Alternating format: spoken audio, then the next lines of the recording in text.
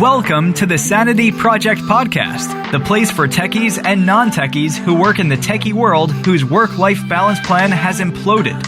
We're here to provide solutions that will help both the techie and non-techie live a sane, healthy, and prosperous life. Here's your host, Joanne Victoria. Hi, this is Joanne Victoria with another awesome interview on the Sanity Project Podcast. Our guest today is Vicky S. Joseph. Vicky S. Joseph is the founder of The Art of Expression. As a communication consultant and acting coach, she helps women who are way too nice communicate with confidence on stage, in personal relationships, as well as in the corporate office. Her specialties include boundary setting, emotional assessments, and assertiveness training. She found her voice through her love for theater. She has a bachelor's in psychology and a master's in public relations and corporate communications. And today, Vicky S. Joseph is going to talk to us about how to communicate with confidence through conflict and how to navigate a difficult conversation. Welcome to the show, Vicky Joseph. Thank you for having me. I'm delighted to have you. How are you today? I'm doing well. How are you? I'm pretty good. People don't know that I'm in Seattle and you're in Florida, and we're like the 2,997 miles apart. So you get the sun and I get the clouds. Oh. I know. Oh, hopefully it warms up soon for you. Oh, April 1st was supposed to be the beginning of spring, and we haven't seen it yet. So we just be patient. Once you live here long enough, as I have from 2006, you get used to the weather cycles. Oh, so okay. Why did you choose to work with women? Can you tell me that? I chose to work with women because I am one, and I know the pain and the struggles and the issues and the joys and the successes that we go through, and I felt like that was a wonderful niche for me. That makes a lot of sense. So people who are listening, we have boys and girls who listen instead of men and women, but today we have boys and girls, and a lot of them are from the tech field, but a lot of them are not. So I want everybody to listen, even if you're a guy, because you can just give this to your female friends when you hear this podcast. You can refer them to it. Okay, so today you're talking about techniques on how to communicate with confidence. Yes. Talk a little bit about that. Well, conflict it's like a taboo word, right? No one wants to kind of get into a conflict.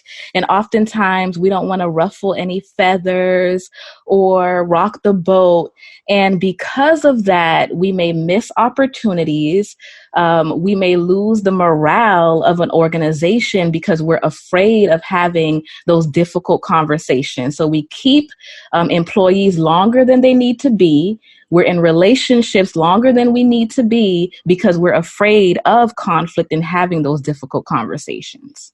That's so true. I know that there are many people, myself included, who would rather make peace than than take a stand. That is true. I mean, I'm a peacemaker myself, but I had to keep getting pushed up against a wall figuratively over and over again, and I was forced to stand up for myself. Sometimes that's the only way. Yeah. And I know that the women who work, and I know that there are a lot of those listening right now, need the courage that hopefully you will provide some insights to take a stand for themselves on the job and not have to be perceived as a bitchy woman. Excuse me. That is true. Well, I'm sure you run across that, right? Definitely. I mean, there's so many stigmas that are placed on women, right? Either culture, society, we have to be sugar and spice and everything nice, so there isn't a lot of leeway to be assertive in the workplace or even in our personal lives. Well, I understand that, and I don't understand the stigmas, but this has been going on for hundreds of years, and I don't think you and I and anyone else who's aligned feels is going to change it totally. But if we keep talking, enough women will listen. I agree. So what have you found recently that's been the biggest problem that women have whether it's in the workplace or not? The biggest problem, I would say, is the need to be liked and that approval factor. And oftentimes that is what guides a lot of decisions that women make, because a lot of women are afraid to be labeled as the difficult one, right? No one wants to be blacklisted. And, so they'll be agreeable, accommodating at their own expense. Yeah. They've given up their power right then and there. Yeah, definitely. Well, it's a difficult situation to be in because when women react in situations like that, they're either perceived as you say, difficult or aggressive, because most people don't understand the distinction between assertive and aggressive. Right. And whatever it is, either one is not a good choice for a woman to be perceived as. Definitely. And then not only are women afraid to be labeled, I don't like labels myself. I kind of dislike them. Mm-hmm. What's the point? Somebody else labels you based on their own life, their own experiences. It's not about me, it's about them. Right. So how have you been able to help women who have been labeled on the job, whatever job they might have, to be able to stand up for themselves and put their fear aside, even for the moment? Well, before I can help anyone else, I had to do my own life work. And I had to identify what fears I had, and I had to deal with them and work through those fears in order to help other women. And the ways in which I did that was at first I didn't have a voice at all. So I was literally starting from scratch. Okay. And so I started to value my own preferences. It was very hard to separate my thoughts and other people's thoughts and all of that. So I had to practice using my voice, right? Even if it were in a restaurant and my order was incorrect, I had to speak up and say, hey, this order wasn't what I ordered. Can this be changed or can this be adjusted? I started off in small ways so that I can have the courageous conversation. And that's what I teach other women. I had to value my own emotions and not repress my own emotions. And then I started emotion coaching other women to not apologize for their feelings and embrace their feelings so that they can get the courage to be able to articulate it. I hope you people listening are hearing the words that Vicky S. Joseph is saying, because they're brilliant. You have to be on the path to at least healing yourself before you can help others heal themselves. That's number one. And number two, one step at a time. Don't go the whole enchilada and confront your boss. Right. No, not right away. No. It takes whatever time it takes. Have you found women anxious to get through this or afraid to get through this process?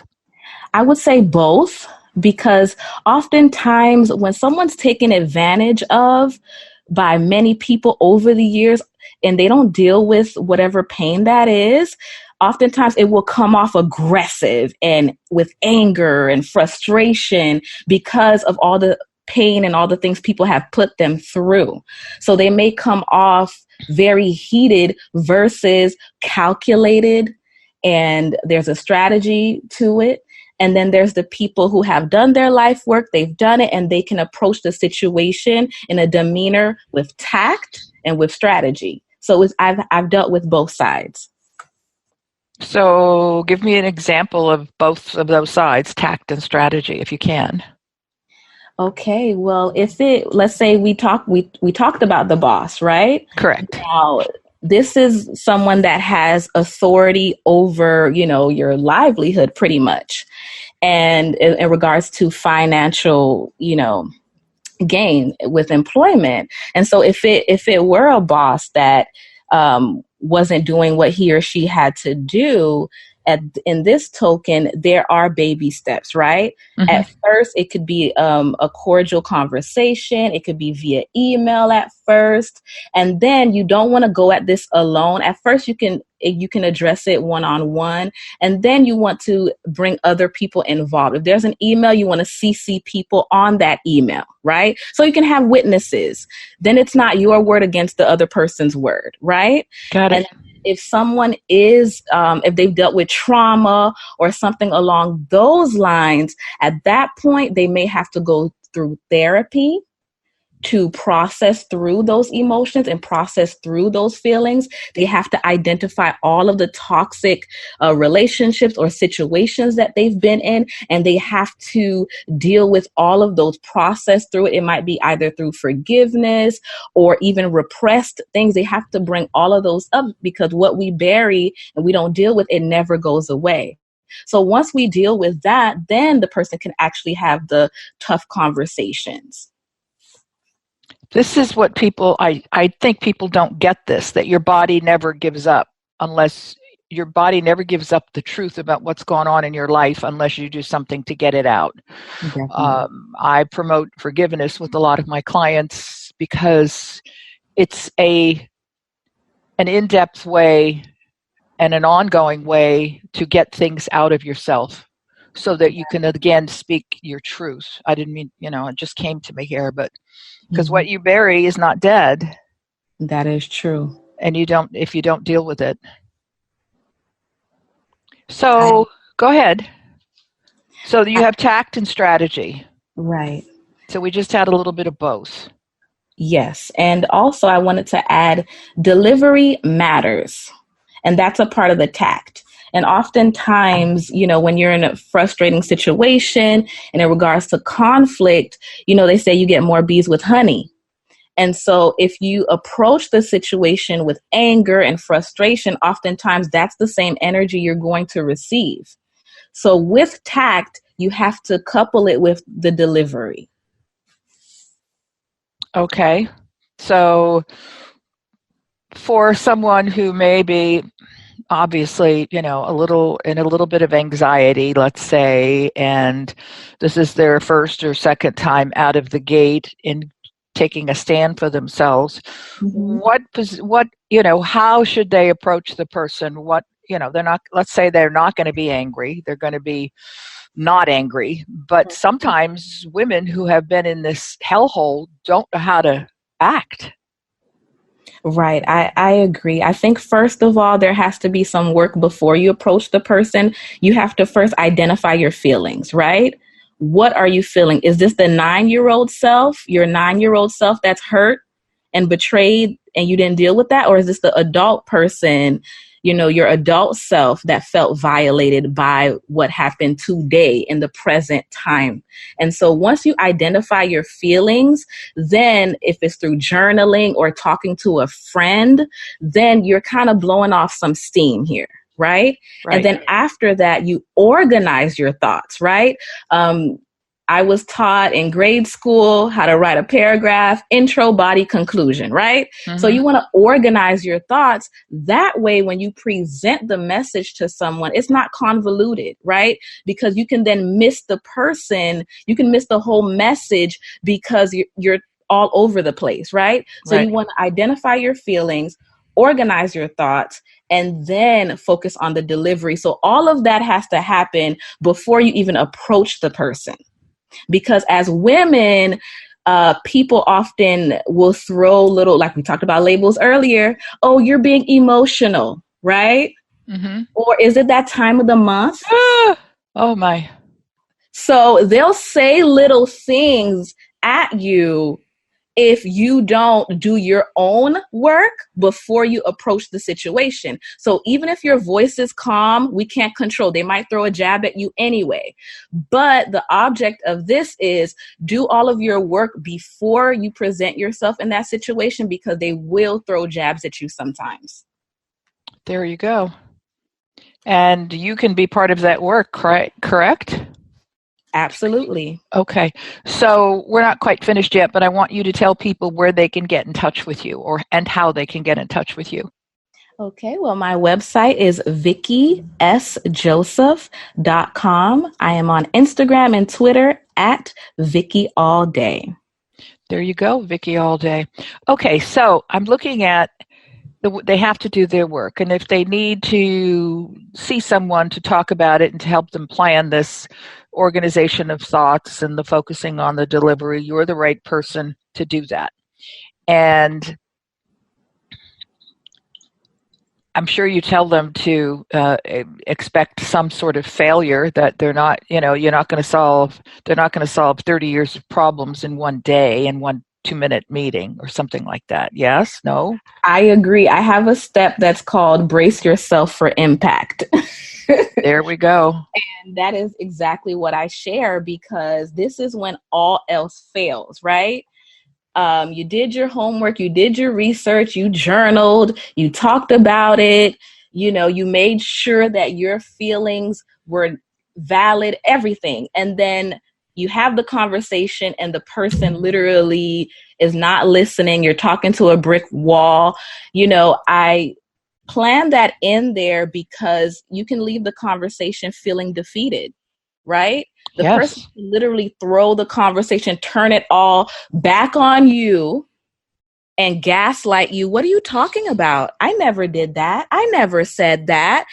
And it will literally blindside you. So I tell my clients, brace yourself for impact, because that may very well happen. And there are people that you cannot communicate with because they're not open to fixing the situation.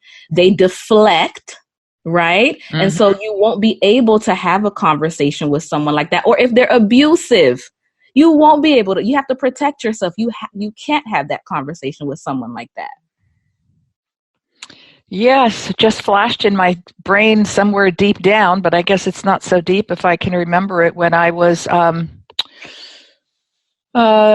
in real estate, I had my own business, worked with a builder and attorneys and all sorts of things, contractors and such, and had people in my employ to sell houses on site, new houses. And then the owner, the builder who employed me, said, "Oh, we're going to have a conversation with the attorney." Well, this is an attorney that I found him because his business, which it was in such disarray. And then I went in and they said they were going to renegotiate my contract. Well, I had a signed contract, but I was so much in shock.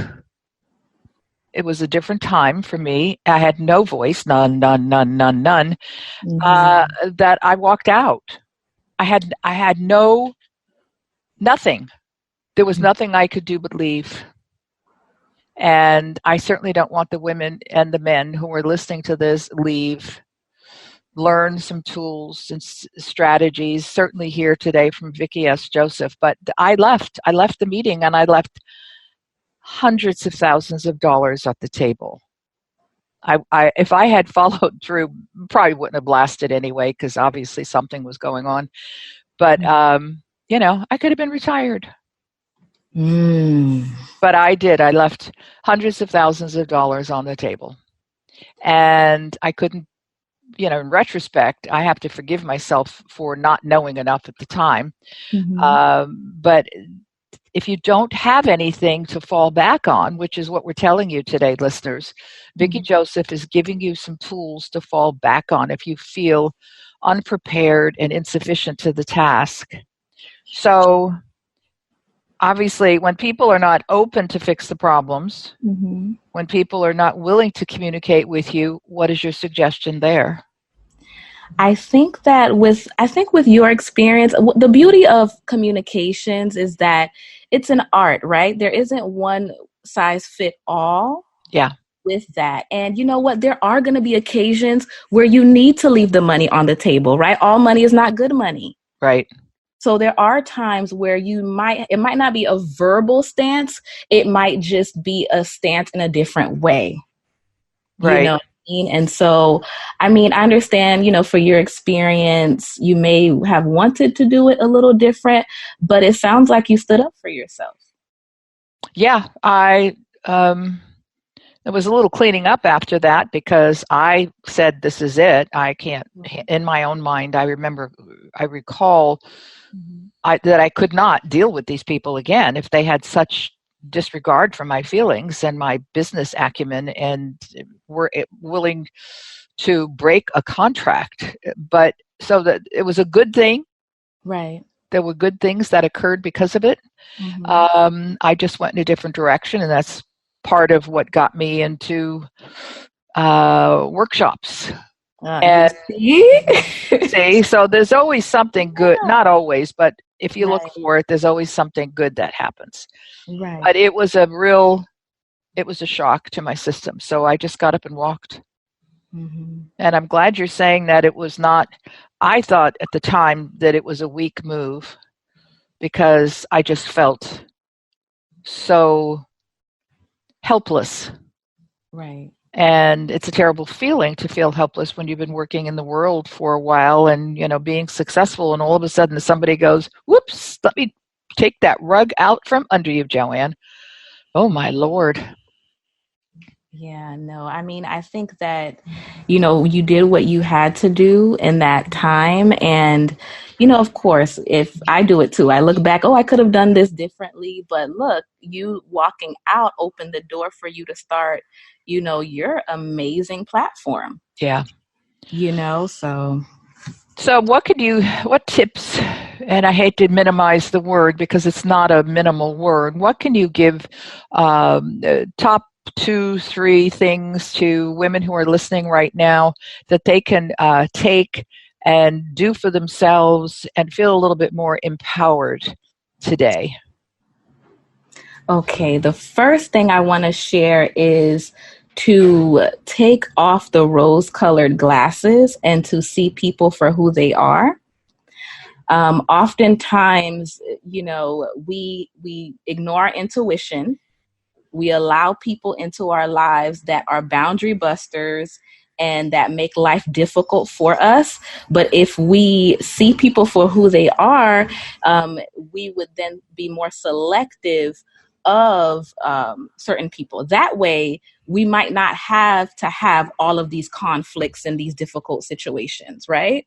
Absolutely. That's one side of it. And then practice makes perfect, right? So every single time you ask for ketchup at that restaurant, or you say, Starbucks, this is not the coffee I ordered, those little things, keep practicing speaking up in the small areas, and then you'll be able to have the courageous conversations and the big matters. Absolutely. People don't get that. You don't go for the whole enchilada in one bite. Definitely. Okay, everybody, take off the rose-colored glasses and see people for who they are. This is sometimes, it's always interesting, but it's sometimes also curious how women choose to look at the world, as everybody is being nice and they're not always nice. And we try to make things good, but as women, we can't always do that. But we can amongst ourselves, and practice makes perfect. Send the coffee back, ask for a better one. Look at the food that you're getting. How are you treated online at the grocery store? All sorts of things. And there are nice and kind ways that you can do this. You don't have to act out. Right. You don't have to be aggressive, because that's what they'll remember first. They won't remember the situation. Definitely. Well, I want to thank VickySJoseph.com, VickySJoseph@gmail.com for being here today. And she has given us some profound information that if only you use it, because if you don't use it, you're going to lose it as well. I want you, whoever's listening, I want you to share this podcast with friends. Women friends would be beneficial, people you work with, your boss even.